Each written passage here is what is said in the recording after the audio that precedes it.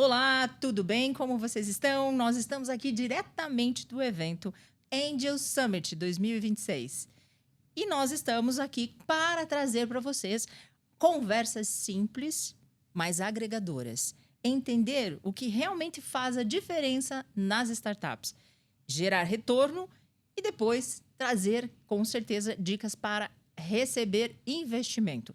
Estamos aqui com uma pessoa muito especial, um querido amigo, inclusive, que gostamos muito, nos relacionamos, somos parceiros. Sócios também.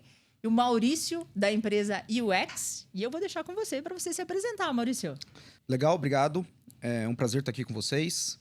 Excelente evento, muito bacana. Meu nome é Maurício Silva, eu sou o CEO da UX Tecnologia, uma startup studio aqui de Curitiba, uma das primeiras startup studios do Brasil. E estou aqui para falar com vocês de forma muito clara sobre IA e sobre os riscos de investimento nessa tecnologia. Muito bom. Nós trouxemos o Maurício porque é bem provocativo, tá, pessoal? Porque é justamente tentando interpretar um pouco melhor o que é, né? Porque todo mundo tem IA hoje, né? Não tem mais como sobreviver sem ela. Exato. E nós queremos aprofundar um pouquinho o conhecimento de todos em relação a esse tema. E aí, Maurício, a primeira pergunta para você seria, hoje, muitas startups falam, né? Muitas não, eu diria aí 99% das startups falam que tem IA, ou dentro da sua operação, ou dentro do seu produto. E o que você diria para os investidores? E o que ele precisa observar para entender se aquela tecnologia é uma tecnologia real, existe IA realmente incutida dentro do produto, ou é só uma narrativa? Legal. Iniciando, seria bom o investidor, se ele for um investidor anjo ou um investidor já profissional, mesmo que seja profissional, que ele observe as tendências do mercado de tecnologia em geral, pelo olhar do investidor. Nos últimos 3 meses, evaporou o dinheiro da SaaS no mundo, software SaaS no mundo sofreu um baque muito grande. Se eu não me engano, a primeira medida foi 300 bilhões de dólares, mas isso chegou, algumas análises chegaram a 1 trilhão de dólares, que esvaziou do mercado, jogando ações antes excelentes, como da Salesforce, né, que estava ali estável em 60 dólares, se eu não me engano, e foi para 40 dólares, acho que está 44 dólares agora. Então, foi uma queda bem grande. E o motivo dessa queda se dá pelo uso das empresas com inteligência artificial. Então, para observar isso, a primeira dica seria olhar por que os investidores estão saindo. E aí, logicamente, tem vários pontos que a gente pode analisar. O primeiro é que a inteligência artificial consultiva, aquela que tem dentro de um software que você vai lá e pergunta para ela, ela não chega a ser nem de 5% do que uma IA realmente pode fazer. Né? Obter dados simples, um ser humano já faz um relatório. Então, o ChatGPT já ajuda, né? Já ajuda, já resolve. Então, tem que ser mais do que isso. Tem que ser mais que um consultivo, tem que ser muito mais abrangente. Tá? Então, a primeira dica é olhar para os investidores e depois verificar se a IA realmente está fazendo um trabalho de IA, de inteligência. Se ela só está respondendo rápido, é um chatbot. Isso também é muito pequeno. O que você considera uma IA na realidade? Ela que realmente está fazendo o trabalho dela? Talvez não seja a gente dizer o que é IA e o que não é. E, na verdade, é verificar onde ela está sendo útil. E o grande ponto é se ela está fazendo o processo ponta a ponta. Quanto mais ela estiver resolvendo o caso, melhor é o valor agregado dela para o processo. Tá? É por isso que CRMs... em geral, CRMs é um bom exemplo, mas outras ferramentas de fluxo também.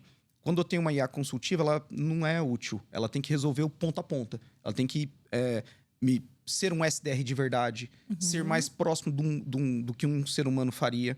Então, querendo ou não, você consegue fazer uma análise fria, embora ainda muito, digamos assim, singela, onde a IA está substituindo o humano, ela está sendo eficiente. Legal, essa é uma boa forma de você verificar, né? Sem ter que ser muito técnico. Então, eu acho que é nessa linha. Boa, boa.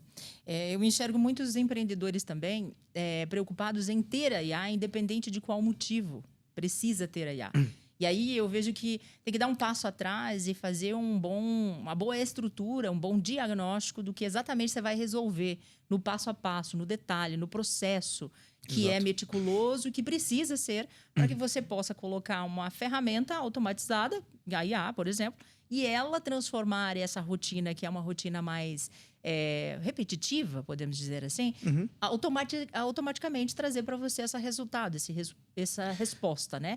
Que é o Perfeito. ponta a ponta que você estava falando agora. Então, Uhum. precisa fazer um detalhe de processos envolvido também, né? Porque senão ela não vai evoluir. Não vai, não vai. Isso é uma questão. Eu falo, eu até. Bom, sendo um pouco mais. Sendo franco, isso parece muito coisa brasileira, de, pô, vou vender a qualquer custo. Então, putz, eu tenho ali um software de controle muito básico, e aí, puto, o que tá vendendo? Tá vendendo IA. Então, vou colocar no meu site IA para todo lado, vou falar que tem, vou falar que faz um monte de coisa, mas no final do dia não tá fazendo nada. Tá? Sim. Boa parte do mercado usa IA de forma muito preliminar. Eu até fico meio constrangido com alguns que ofertam inteligência artificial, inclusive chegam a ponto de captar investimento como ferramenta de inteligência artificial, mas são muito baixos, assim. Sim. São ferramentas Muito muito raso, básicas, né? muito raso. Muito raso. Maurício, eu queria aproveitar essa pergunta, inclusive, para aprofundar um pouquinho. Eu sei que você, na sua operação, reduziu um percentual braçal de programadores e desenvolvedores Uhum. em troca de uma IA. Você consegue abrir assim um percentual de que vocês já estão evoluindo para isso? Tá evoluindo bastante. A UX ela faz muito trabalho de pesquisa e desenvolvimento. Então, nós reduzimos em tempo de POCs na casa de 3, 4 meses para POCs técnicas mais avançadas, para questões de semanas. E num processo de discover e documentação de um projeto, nós reduzimos de 2 a 3 meses para 1 semana e meia. Então, a redução é absurda. Tá? Até no próximo mês, agora em abril, a gente vai ter um evento apresentando isso em forma direta, assim, muito clara para os nossos sócios.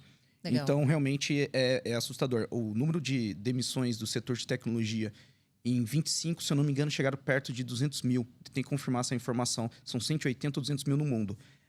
Eu acho que o Brasil vai sofrer muito. Vai ter muito programador, desenvolvedor e área técnica fora do mercado em 2026. Eu acho que vai ser maior do que 2025. Justamente porque a adoção das ferramentas de inteligência artificial estão fazendo com que as ferramentas se tornem mais inteligentes, o desenvolvimento está sendo mais rápido, a validação está sendo mais rápido e não está tão dependente de recursos técnicos no começo. Bom, você antecipou um pouquinho da segunda pergunta que eu ia te falar, que é em relação à tua visão. Quais são os sinais, né, ou então os entregáveis que essas IAs podem trazer para que gere realmente valor agregado dentro do negócio das empresas? Como é que você enxerga isso?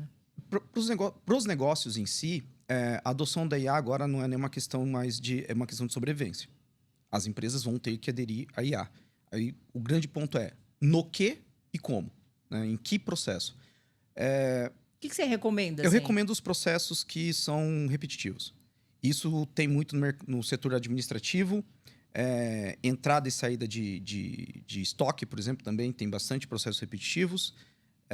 Processo de venda já está sendo muito utilizado. Eu acho que ainda tem espaço aqui. Tem espaço para melhorias, porque alguns processos ainda são muito manuais de venda, né? São vendas muito consultivas. Eu acho que ainda cabe IA nesses processos também, tá? Cabe em estudo. No setor, nos processos que são de reporte e comunicação, a IA é fantástica. Ela consegue resolver grandes gaps de comunicação e agir de forma proativa, tá? E em diagnóstico. Você conseguir, em vez de você parar para ficar analisando todo mês o balanço da sua empresa, você pode ter ferramentas que pensam como você e resolvem seu problema sem você pedir. Essa é a parte importante. A IA só vai ser útil se você não tiver que falar com ela. Quando ela está trabalhando, independente de você estar ligado nela ali, conectando e falando, porque senão é só um chat GPT. Né? Então, esse é um ponto. Por isso é importante que você procure nas suas ferramentas,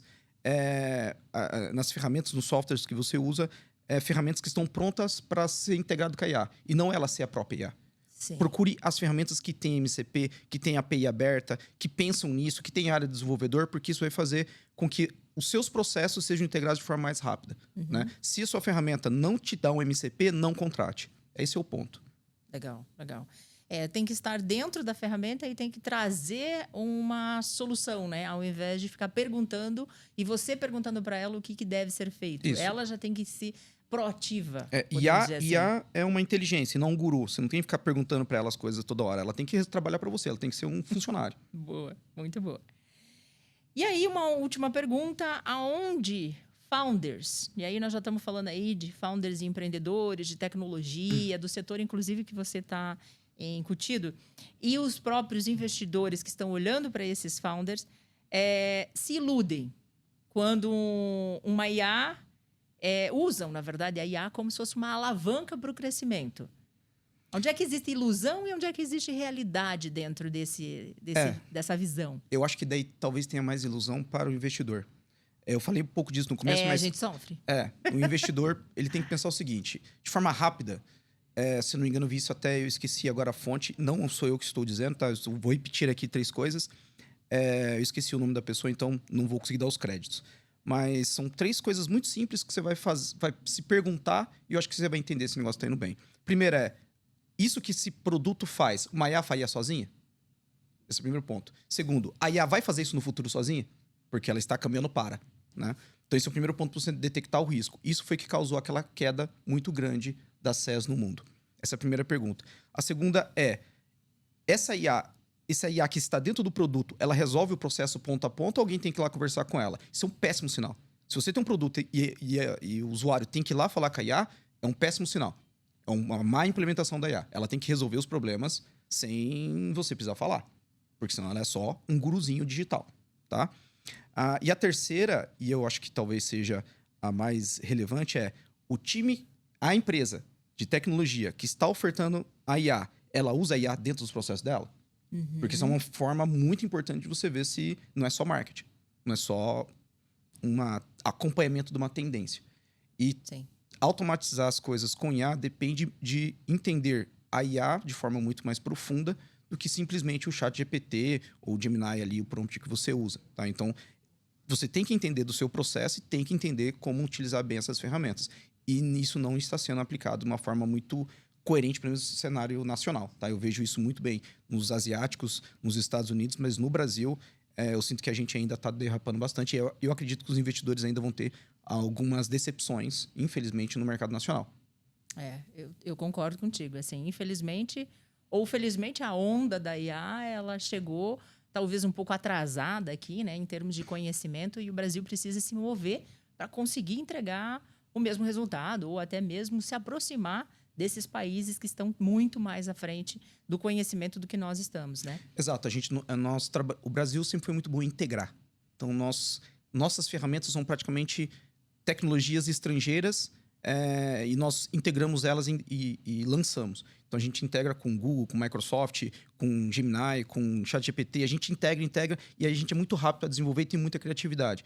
O Brasil tem um grande número de SaaS de qualidade, né? Eu acho que o Brasil tem a Centrix, acho que a Centrix aponta em torno de 650, mas a Abis coloca em torno de 1.400 a 2.000. Então é um número grande. Os Estados Unidos tem mais de 14 mil, mas eu estimo a mais de 30 mil nos Estados Unidos, porque tem algumas pequenas que não são detectadas. Mas mesmo assim, para o cenário nacional, pelo tamanho do nosso mercado, comparado com, até em relação ao PIB, né, relativo, nós temos um número grande de boas SaaS.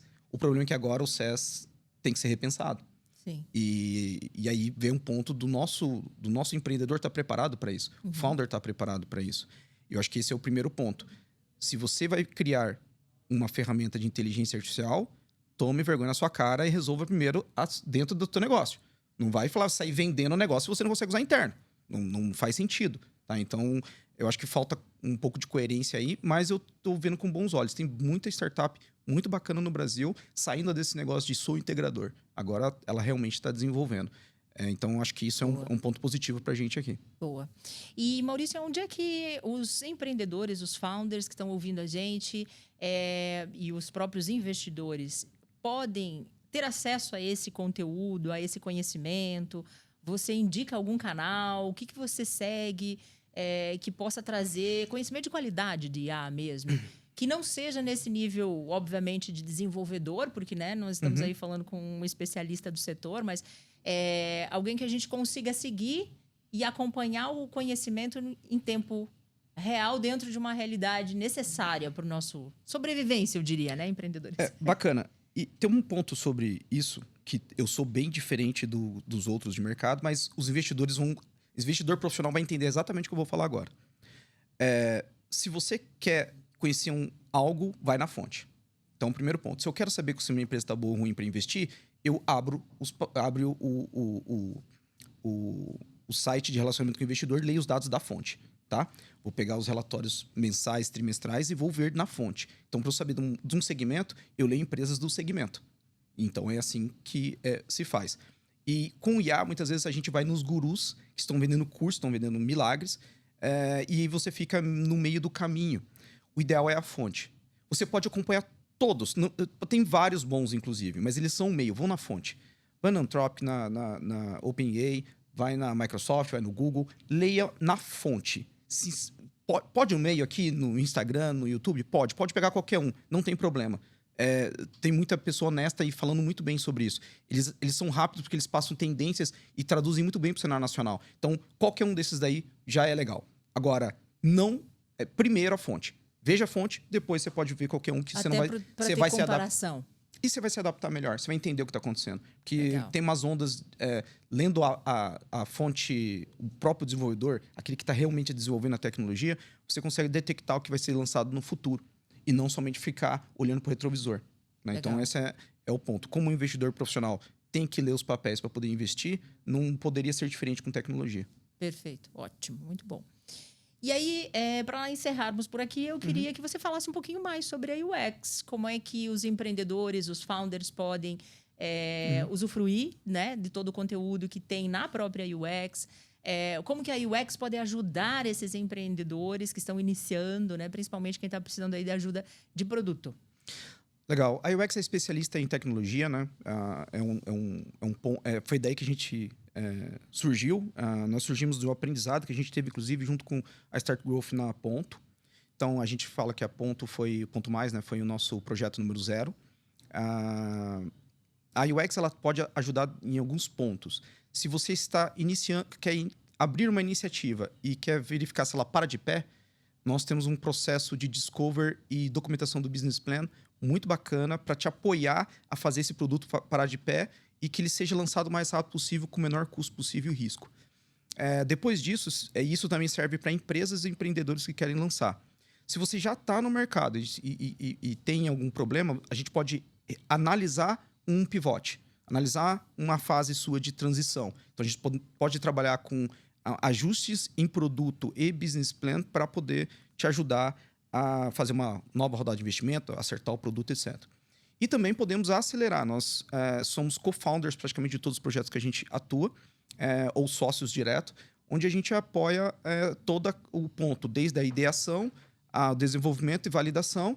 E quando o empreendedor já está mais seguro, ele vai transitando o time da UX que estava trabalhando no projeto dele, saindo do estúdio, né, e indo para a empresa que está sendo desenvolvida aí no futuro, essa startup. Nós estamos com 14 startups nesse momento, mas em 2026 a gente está aberto aí a novos desafios. Legal, ótimo. Bom, então encerramos por aqui mais um bate-papo. Nós estamos novamente aqui no podcast da Angels Curitiba, no Summit em 2026. E acabamos de conversar com o Maurício Silva, que é founder, CEO da empresa UX. Obrigada, Maurício, por ter participado conosco. Ótimo evento para vocês. Obrigada. Valeu. Igualmente para todos nós.